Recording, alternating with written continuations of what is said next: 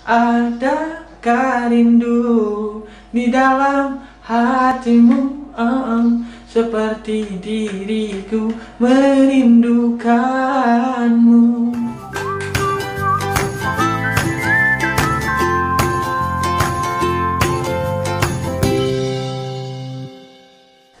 Assalamualaikum warahmatullahi wabarakatuh. Ketemu lagi dengan Om Tomo di acara Tomodachi, Tomo dan Cerita. Kali ini kita kedatangan tamu, seorang penyanyi, seorang pengajar, sekaligus mahasiswa di salah satu perguruan tinggi. Siapakah orangnya? Kita langsung saja berkenalan. Halo, assalamualaikum warahmatullahi wabarakatuh. Perkenalkan dulu ya. Perkenalkan lagi. Nama saya Maulana Malik Ibrahim. Mungkin umur saya masih 20 tahun. Saya sekarang sedang kuliah. Seusia berarti ya? 20. Seusia banget dong. Aduh, kelihatan mungkin ya. Kelihatan, saya lebih tua gitu. Boleh. Lanjut. Mungkin saya sekarang sedang masih berkuliah ya. Semester berapa? Semester 4 di ISBI Bandung. Jurusan Karawitan. Ya.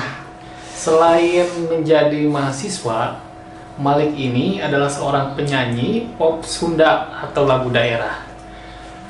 Bisa dilihat di channelnya apa namanya? Channel YouTube-nya ada di Malik Ibrahim Official. Malik Ibrahim Official. Di sana ada karya-karya dari Malik.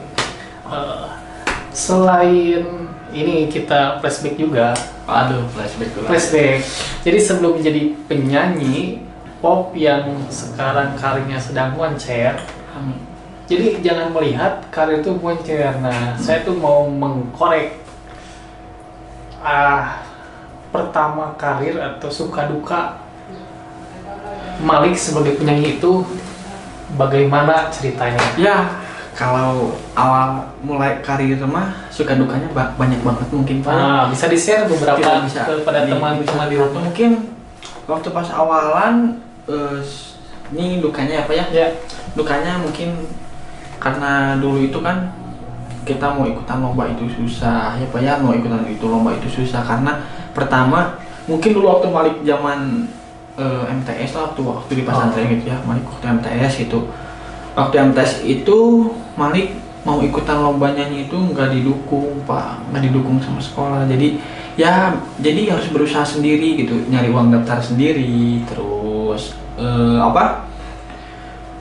kesana kemari sendiri gitu, sampai misalnya ya perlombaan ini ada di Sumedang, kita pergi naik motor sendiri gitu sama orang tua lah, berdua maksudnya gitu. Makanya dari mulai situ Malik walaupun nggak didukung sama sekolah, Malik harus bisa membuktikan bahwa Malik itu bisa gitu. Waktu pas dulu zaman. Jadi batu sandungan pertama yang Malik rasakan adalah dukungan dari sekolah. Ya. Sih, karena mungkin belum kelihatan gitu. Belum kelihatan. Malik kan di lingkungan pesantren gitu. Lingkungan pesantren. Iya, lingkungan pesantren. Jadi ya ada pro dan kontra ya, mungkin ada yang pro dan kontra tentang masalah seni gitu. Makanya dari situ Malik membuktikan bahwa Malik itu bisa. Nah, dari situ Malik lomba, ternyata alhamdulillah juara, menang. Nah, dari situ sekolah mulai ternyata ini berbakat gitu. Dari situ awal dari situ. Nah, mungkin sukanya dari situ Malik udah jadi diangkat gitu sama sekolah, jadi ada perlombaan apa Malik yang membawa gitu. Ada perlombaan apa Malik kebawa. Jadi awal karirnya itu dari perlombaan. Nah, kalau pertama manggung, masih ingat pertama manggung itu di mana? Usia berapa tahun? Waktu pas pertama kali manggung itu mungkin ya, pas pertama kali manggung dulu disuruh sama kakek. Karena masih sama di sini ya, disuruh sama kakek naik ke panggung, nggak mau. Usia berapa tahun? Usia berapa tahunnya itu waktu kelas SD lah. SD masih kelas 2. Jadi kelas 2 SD disuruh naik panggung sama kakek suruh naik panggung. Nah, dari situ ngapain di panggung? Nah, suruh nyanyi, kata Malik teh gini, sok nyanyi cenah. Kata Malik teh gak mau nggak diburuhan gitu, nggak dibayar gitu. Jadi udah hitungan banget gitu dari kecil teh, aduh. Jadi harus ada dibayar dulu baru nyanyi gitu? Padahal bukan masalah itu, tapi masalah malunya itu. Tapi disalurkan ke masalah dibayar gitu. Masalah dibayar itu Ya, jadi kata kakek teh cenah langsung sok mau dibayar berapa? 200.000 dibayar 200.000 naik. Nah udah naik turun lagi gak nyanyi.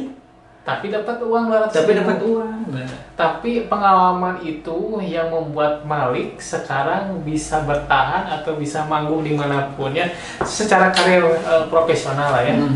Secara profesional. Ya secara profesional awal mula nama Malik muncul itu kalau tidak salah saya baca itu Malik pernah memenangkan juara penyanyi pop di salah satu Oh iya, stasiun TV. Nah itu gimana ceritanya? Dulu itu ceritanya gini ya, awalnya itu kan Malik itu Malik itu jadi nggak ikutan gitu. Jadi Malik bukan peserta. Bukan peserta, jadi Malik hanya mengajak teman-teman sekolah Malik karena yang mengadakannya itu studio Malik gitu ya. Studio gitu, satu studio, maksudnya studio Malik yang ada itu jadi kolaborasi lah gitu. Bukan kolaborasi, jadi kolaps lah gitu ya. Kalau bahasa sekarang kolaps lah. Kolapsnya gitu ya.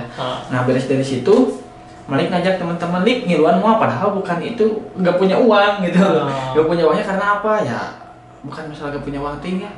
Malas gitu. Malas gitu. Udah berdiri teh. Beres ikutan, Malik ikutan. Bukan ikutan, Malik ngasih tahu ke teman-teman, "Sok ikutan."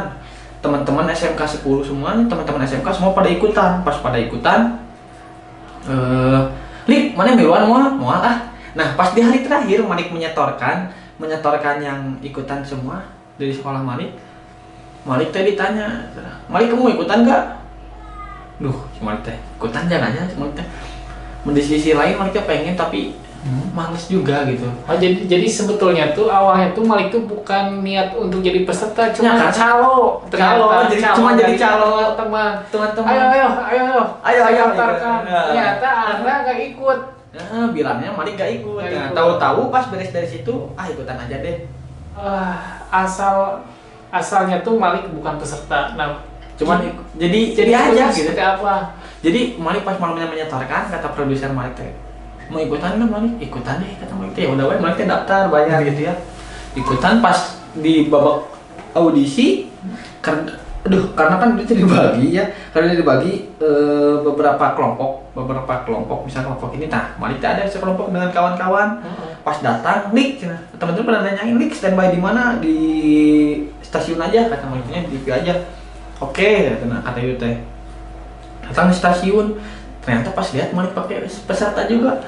Kata teman-teman teh, "Katanya kamu nggak ikutan," cenah. "Iya, ngedadak ikutan." Cenah. "Atuh ikutan mah," cenah. "Urang nyok itu mau ikutan," cenah. Jadi soalnya kan awalnya mah cenah Malik teh kan jadi calo di sini cenah, jadi ikutan dia. Jadi peserta yang lain melihat Malik jadi peserta itu langsung ciut nyalinya, padahal Malik itu dari awal memang tidak ada niat untuk ikutan, hanya iseng doang. Tapi karena iseng, mulai karir isengnya itu di ajang tersebut Malik juara satu, dan itu mengantarkan Malik punya single atau punya rekan duet dengan Fanny Sabila. Beres dari perlombaan itu kan Malik juara, langsung duet sama Fanny. Duet dengan Fanny. Judul lagunya Karang Hawu. Itu tahun berapa? Tahun 2018. Kalau tidak salah, ada cerita yang menarik di proses pembuatan video gitu. Lagu Karang Hawu atau proses syuting Karang Hawu, karena pada saat itu Malik masih bersekolah. Nah, gimana nih ceritanya? Jadi ceritanya dulu itu Malik pas mau syuting itu kan masih PKL. Betul, masih PKL. Pas masih PKL itu Malik itu waktu pas zaman PKL itu karena kan dibagi keahliannya. Malik itu nggak kebagian vokal, jadi dulu itu kebagiannya kacapi. Nah, Malik tuh pengen deh ke vokal, cuman kayaknya pihak sana nggak percaya ya, bukan nggak percaya, mungkin belum pada tahu ya. Jadi pihak dari tempat PKL Malik tidak mempercayakan. Bukan tidak mempercayakan, belum tahu Malik itu ternyata bisa nyanyi. Karena kan Malik keahliannya di situnya dari sekolah kan dikirimnya Malik keahliannya kacapi gitu. Terus dari situ Malik banyak izin, banyak dispen. Kemana sih kamu? Nah, dengan banyak dispen itu Malik kemana, penasaran, Malik manggung, Malik syuting, Malik nyanyi. Kamu syuting apa sih? Nah, ternyata syuting video klip itu. Tapi sebelum ketahuan bahwa Malik Ya. itu syuting sebuah lagu yang sempat viral lah. Malik diperlakukan atau seperti biasa? Mungkin kalau masalah diperlakukan mah seperti biasa, hanya saja kayak bukan kayak penyanyi gitu, tapi kayak penabuh lah, kayak pengrawit, kayak pengrawit gitu. Kita bawa barang gitu, bawa barang karena itu kan kebutuhan kita juga ya, karena kita kebutuhan juga. Kita bawa sound juga. Jadi sebagai pemain, kru juga, karena kan kita kan dituntut juga ya, karena ya tuntut mandiri lah gitu. Kalau biasanya kan datang penyanyi kan kita mau tinggal diem aja gitunya. Nah biasanya Malik sebagai penyanyi datang tanpa angkut sound. Iya, tinggal diem. Nah, tapi dengan adanya angkut sound itu, terus dengan kita manggung di sini, manggung di sana gitu ya, manggung alat gitu. Itu menjadi kesan terbaru bagi Malik lah, bagi pengalaman juga buat Malik. Itu sangat apa namanya? Sangat berkesan sekali gitu bagi Malik, karena jarang-jarang lah gitu, karena Malik asa bebas banget gitu. Biasanya kan waktu pas di Bandung itu capek lah, sibuk mah apa mah gitu ya. Jadi di tempat PKL sebelum single Karanghawu itu meledak atau booming, Malik itu diperlakukan atau angkat sound seperti kru biasa. Tapi setelah lagu itu keluar, jadi pada tahu dan akhirnya segan juga nyuruh Malik ngangkat sound gitu.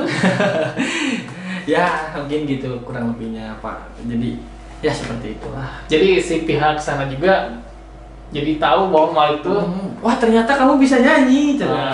Dari situ sampai sekarang ternyata si bapaknya tahu gitu, di sana tahu. Jadi malu kan nggak sih bapak minta atau minta Malik angkat sound? Ternyata Malik itu udah jadi artis. Enggak, mungkin karena belum tahu, mungkinnya ada Malik juga, karena Malik juga pengen merasakan suasana hal yang baru gitu ya, karena ada rasa jenuh tehnya gitu teh. Ya jadi seru lah, apalah jadi keseruan tersendiri gitu. Seru banget sih gitu. Jadi teman-teman dimanapun yang sedang mendengarkan kita bercerita tentang Malik, bahwa sebelum menjadi penyanyi atau sedang dalam proses berkarir, ternyata Malik pun sempat jadi kru panggung ya, angkat sound. Jadi pernah banget ya, harus menikmati prosesnya. Nah itulah sekelumit dari Malik berkarir. Nah, saya akan menanyakan ketika sebelum corona ya. Nah, sebelum corona pekerjaan Malik di dunia panggung seperti apa? Pasti tawarannya banyak. Alhamdulillah, mungkin sebelum corona mah banyak banget ya Pak ya, alhamdulillahnya teh. Cuman dikarenakan situasi Covid seperti ini kan nih sebelum corona. Nah, biasanya misal 1 bulan berapa panggung? Kalau misalnya panggung sih Pak, per minggu lah ada lah Pak.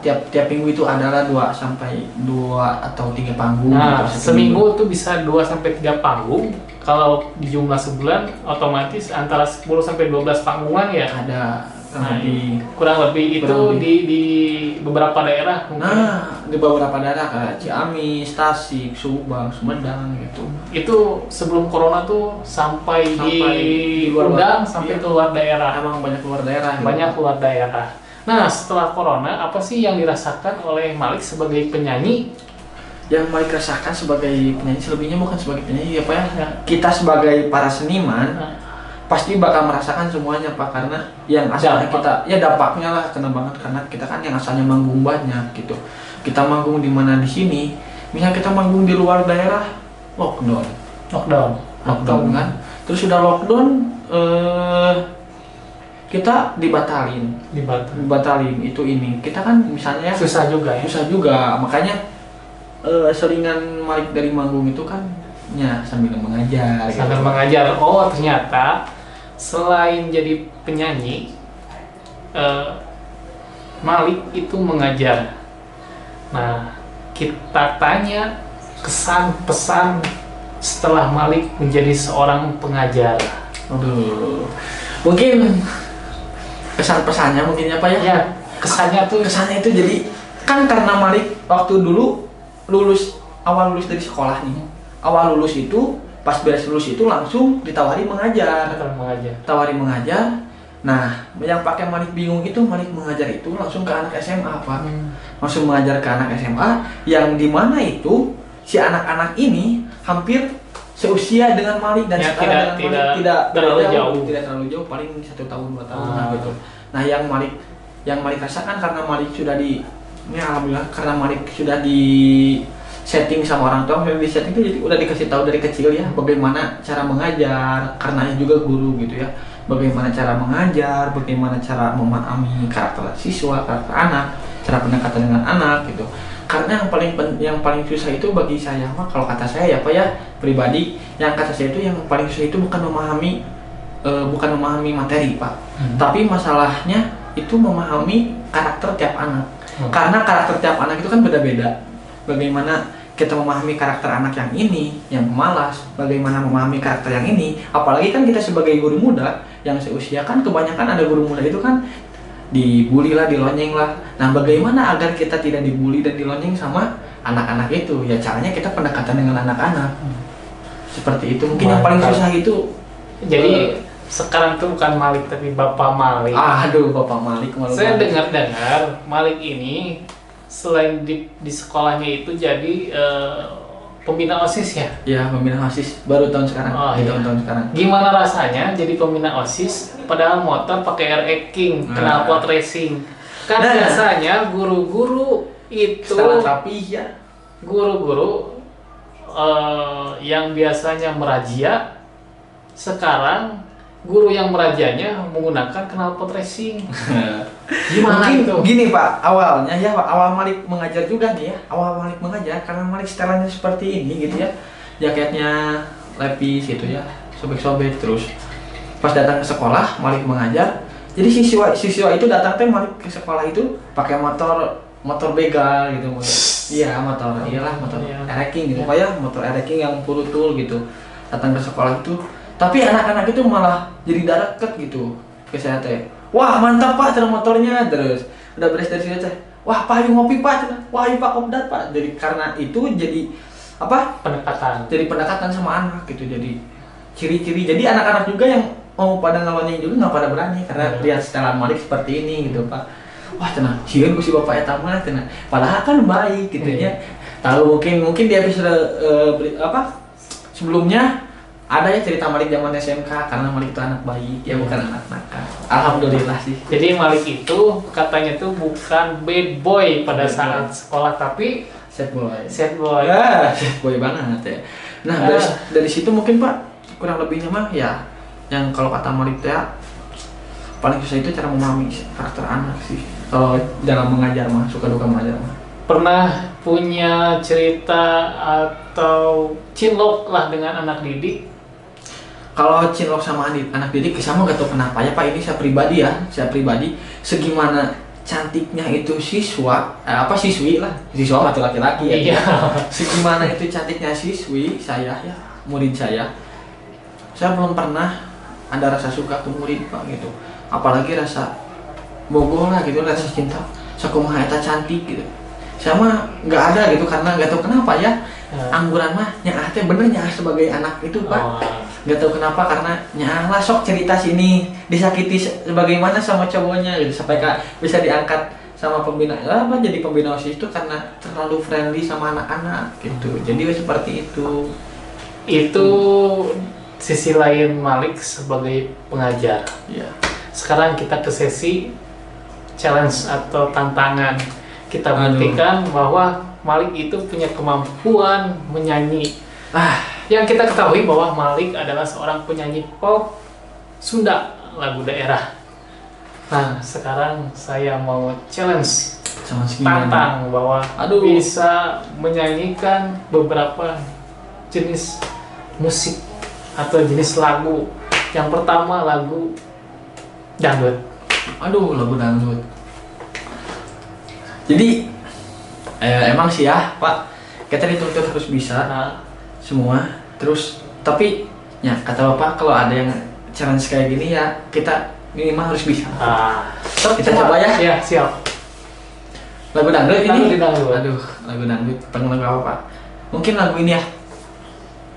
Kejora temanilah malamku, sampaikan rinduku yang terlarang. Dia yang ku cinta kini telah berdua, tak mampu diriku menahan rindu padanya. Rasa jadi Rizky Bilar. Aduh, Rizky Bilar. Halo Lesti. Oke, mantap nih. Nyanyi dangdut bisa, nyanyi sudah, apalagi satu genre lagi nyanyi rock. Wah, nyanyi rock mah nggak bisa. Ya, itu mah harus wah. Nah, kita coba. Bacati guling. Wah, Jati gue. bacati guling nggak? Itu harus meta banget pak. Karena walaupun setelan meta gini, tapi hati mah tetap pink pak. Oh, tapi meta itu singkatan, Li. Meta gimana? Melayu total. Melayu total. Kalau Melayu total boleh dicoba lah. Lagu tadi lagu biasa, lagu yang memang Malik suka. Ada nggak Melayu?